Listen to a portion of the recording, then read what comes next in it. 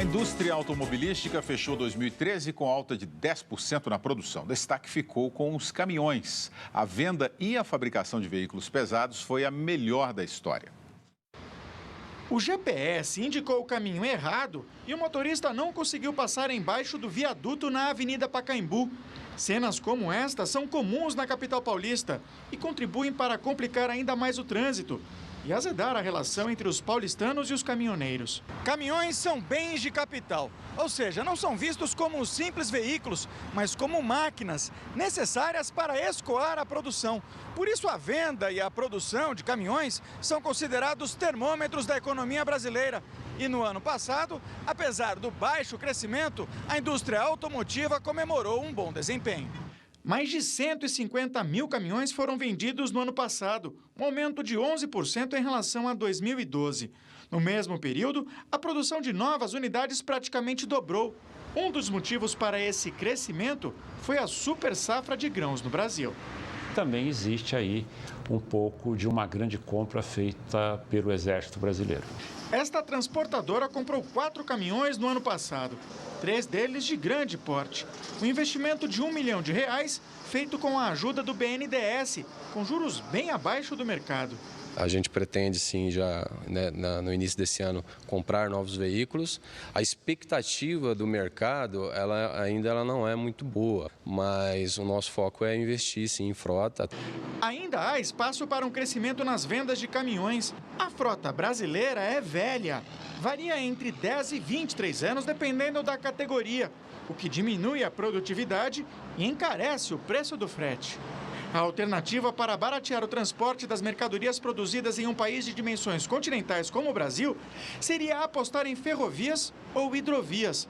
O transporte pelos rios é cerca de 8 vezes mais barato que o rodoviário. Já pelas ferrovias, o custo com o transporte de cargas pode cair até 6 vezes em comparação com as rodovias.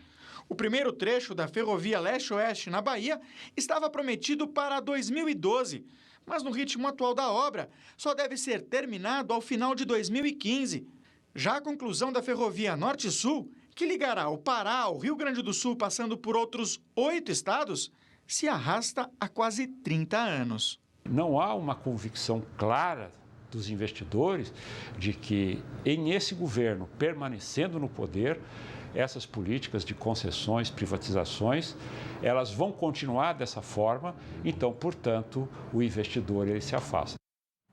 Vamos lá, hidrovias e ferrovias. Sabe-se que o Brasil ganharia com isso. Por que não se faz?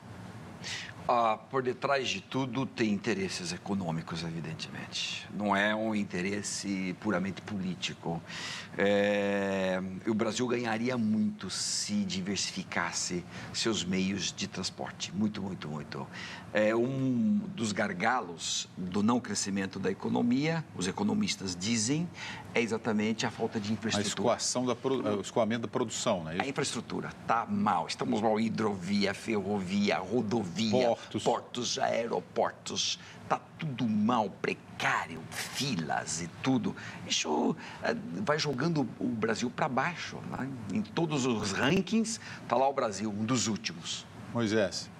Eu acho que é preciso ter em conta que, na verdade, o peso da indústria automobilística criou um modelo, um padrão, não é, de transporte no país que é basicamente baseado no automóvel, no caminhão, na gasolina, né?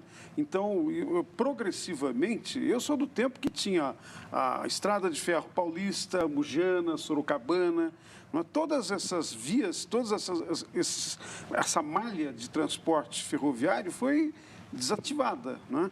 A pergunta foi desativada para substituir pelo quê? Substituir por caminhões e por automóveis. Então, há uma questão importante aí, sim, que o Luiz tocou com toda a razão, não é? Que são interesses econômicos muito poderosos.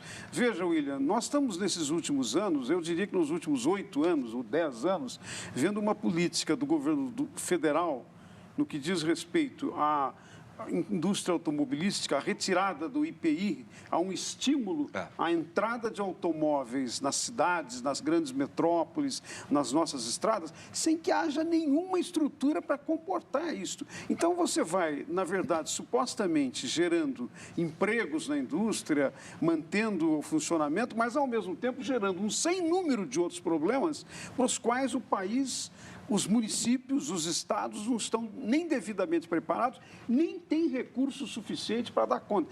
Veja, por exemplo, o caso do metrô, né?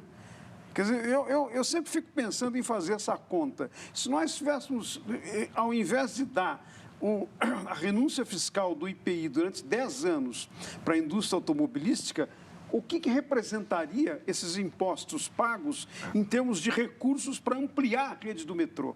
Alguém precisaria responder isso para nós, responder para os eleitores, para que nós possamos fazer as nossas escolhas também em relação a políticas, né?